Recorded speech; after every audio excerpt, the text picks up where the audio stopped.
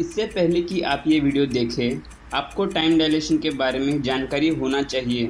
अगर आपको नहीं पता टाइम डायलेशन क्या होता है, तो मैं आई बटन में लिंक दे रहा हूँ और उस लिंक पर जाकर आप ये जान सकते हैं कि टाइम डायलेशन क्या होता है।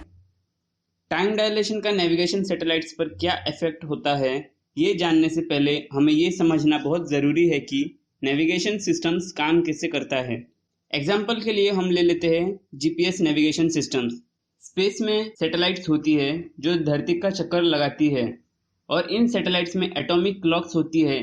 ये एक ऐसी घड़ी है जो एकदम एक्यूरेट रहती है और करोड़ों सालों बाद भी इस घड़ी में टाइम एक्यूरेट ही रहेगी। ये सैटेलाइट्स धरती पर हमेशा सिग्नल भेजती रहती है और साथ ही वो सिग्नल कब जनरेट हुआ था वो टाइम भी भेजती है। और धरती पर हमारे पास डिवाइस होता है जिसमें जीपीएस रिसीवर लगी होती है जो उन सिग्नल्स को रिसीव करती है और उन सैटेलाइट से लिंक बनाती है। जब कोई रिसीवर 3 सैटेलाइट से लिंक बना लेती है तब वो हमें हमारा लोकेशन बता देती है।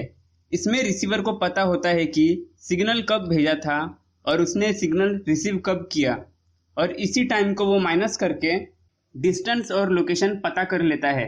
अब आप समझ ही गए होंगे कि नेविगेशन सिस्टम को काम करने के लिए टाइम का एक्यूरेट होना कितना ज़रूरी है। तो टाइम डायलेशन का इन सैटेलाइट्स पर क्या फ़र्क पड़ता है? टाइम डायलेशन के बारे में हमें 2 बातें पता है। पहली ये कि स्पीड के साथ टाइम स्लो हो जाती है क्योंकि ये सैटेलाइट्स बहुत ही तेज़ी से धरती का चक्कर लगाती है, तो इसी कारण हर रोज़ इन सैटेलाइट्स में लगी एटॉमिक घड़ियाँ 7 माइक्रोसेकंड से स्लो हो जाती हैं। और टाइम डायलेशन के बारे में दूसरी बात ये है, धरती के सरफेस पर ग्रेविटेशनल फोर्स ज़्यादा होती है, लेकिन जिस एल्टीट्यूड पर हमारी सैटेलाइट्स धरती का चक्कर लगाती है वहाँ ग्रेविटेशनल फोर्स कम होता है। इसीलिए उन सैटेलाइट्स में लगी घड़ियाँ थोड़ी फास्ट मूव होती है किसी भी घड़ी से जो धरती पर रखी है। इसीलिए इन सैटेलाइट्स में लगी घड़ी हर रोज़ 45 माइक्रोसेकंड से फास्ट हो जाती है। इन दोनों ही कंडीशन को देखें तो एक में घड़ी 7 माइक्रोसेकंड से स्लो होती है और दूसरे में 45 माइक्रोसेकंड से फास्ट हो जाती है। इन दोनों को माइनस करने पर ये मिलता है कि सैटेलाइट्स पर लगी घड़ियाँ 38 माइक्रोसेकंड से आगे चलती है।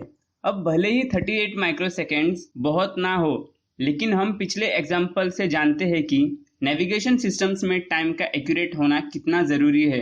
एक जीपीएस सिस्टम को काम करने के लिए नैनो सेकेंड लेवल की एक्यूरेसी होनी चाहिए और 38 माइक्रोसेकंड में 38,000 नैनो सेकेंड्स होती है।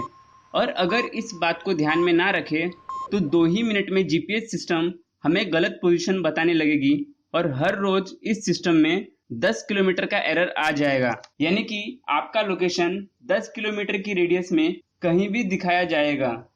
और इस तरह से नेविगेशन सिस्टम्स किसी काम का नहीं रहेगा क्योंकि ये सैटेलाइट्स हमें हमारी बराबर लोकेशन नहीं बताएगी।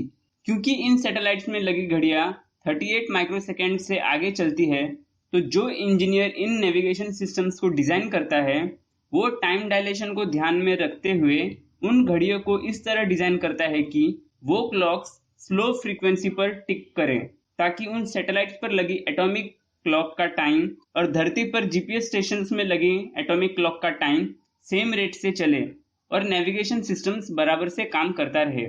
तो इस वीडियो में आपको पता चल गया होगा कि टाइम डायलेशन सिर्फ एक थ्योरेटिकल बातें नहीं है और हम इसको नेविगेशन सिस्टम्स में प्रैक्टिकली एक्सपीरियंस भी कर सकते हैं। तो मुझे उम्मीद है कि आपको ये वीडियो पसंद आया होगा। तो इस वीडियो को लाइक और शेयर करें और साथ ही चैनल को सब्सक्राइब करें।